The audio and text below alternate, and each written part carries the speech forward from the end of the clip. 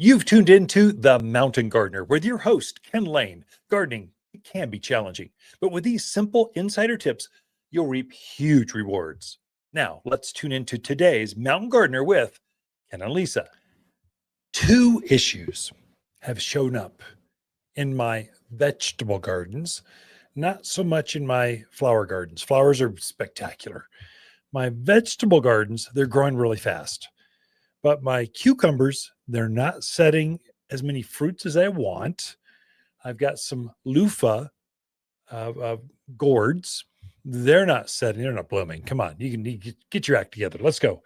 Tomatoes are forming pretty good, but I think the foliage is so massive. I don't know why they aren't loaded up with so many tomatoes. I don't know what to do with them all. So what am I doing? So the squash I had a small squash and it turned yellow, fell off. Come on. Don't be doing that to me or I'll yank you out of the ground and replace you. But in the interim, let me try this. So the gardener in me said it needs some blossom set. So plants are growing so fast. They're focused on all of their energy is on new foliage, new growth, new runners, new vines, new, grow. They're feeding off all that manure I put in the ground back in spring, back in March. They're still feeding off of that. So at least once a week, I am spritzing the foliage, just the foliage, the leaves of my vegetable garden with tomato and pepper blossom set. Now, I'm doing just more than peppers and tomatoes. I know the label says tomatoes and peppers, but it absolutely works on squash. It really does work on cucumbers and my gourds. It's going to get them to blossom more. More flowers equals more pollinators, more bees. More flowers means more fruit means more. So I always do that. And I did pick my first tomato. Well, actually, I've had quite a few tomatoes, but I had my first tomato that came off the vine with a bit of spotting on it. It had a little tiny black spot on it. That is blossom end rot. So it's a calcium deficiency. So if you see any kind of blemish on your vegetables, that's good. That's a sign of they're talking to you. You just saw it. You read it. You kind of go, oh, you're struggling with calcium, are you? I can help you with that. And so we make a liquid calcium. It's called yield booster, like yield to the like safety officer. Yield booster. It's also a liquid. You also spritz the foliage. So I'll spritz the foliage with the blossom end rot. It's like a 32-ounce spritz bottle, like Windex bottle size. Spritz the foliage. I go out and it just makes them happy. It makes me feel like a gardener. And they will start producing more fruits. And then I would suggest, even if you haven't seen any blossom end rot or any kind of rotting, fruit damage, yellowing, black spots, anything on your fruit, that's a sign of calcium deficiencies. This is when they show up. And the reason it shows up now is you've been watering so much, so often that you're literally flooding you're changing the pH of your soil. So the water you're giving your plants is from the tap, either the city or a well, and it's very, very high in pH.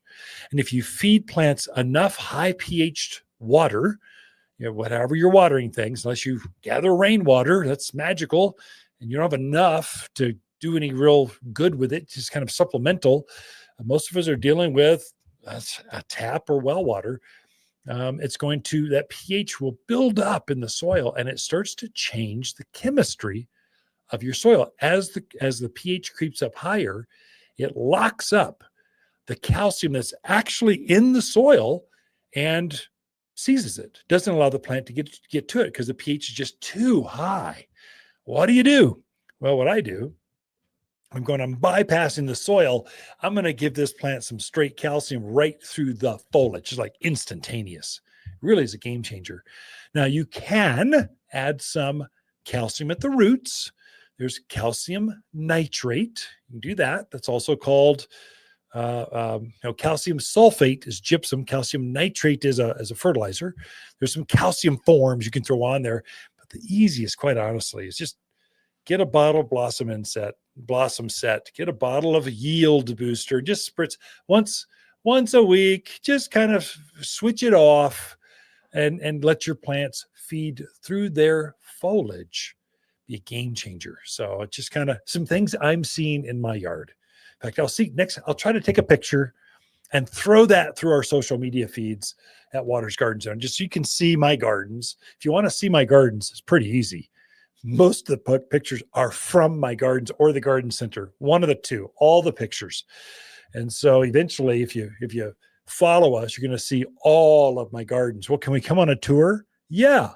Follow us on Instagram or Facebook or TikTok or wherever. We're there. YouTube. We have 3.5 million views. People are following us. It's real easy. But I'll try to capture a picture of what that blossom and rot looks like on my tomatoes. But it may be too late because I've already started giving them yield boosters. So maybe that's going to backfire on me. But anyway, Waters Garden companion plants for July are hibiscus, purple verbena, crepe myrtle, and sensation maples. Sensation maples grow fast. The spring leaves erupt with soft reds that quickly mature to a refreshing green for summer-long shade. Autumn, it unleashes a brilliant display of red leaves. Where this maple really shines is in the areas with challenging garden soils. The picture-perfect tree to line driveways or shade a patio. You'll only find Sensation maples here at Waters Garden Center in Prescott. For a more fruitful garden, increase success in the landscape that just feels better, then tune in daily to the Mountain Gardener podcast. Subscribe through your favorite podcast streamer or visit watersgardencenter.com. Better yet, visit me directly right here at Waters Garden Center. Thanks for tuning in.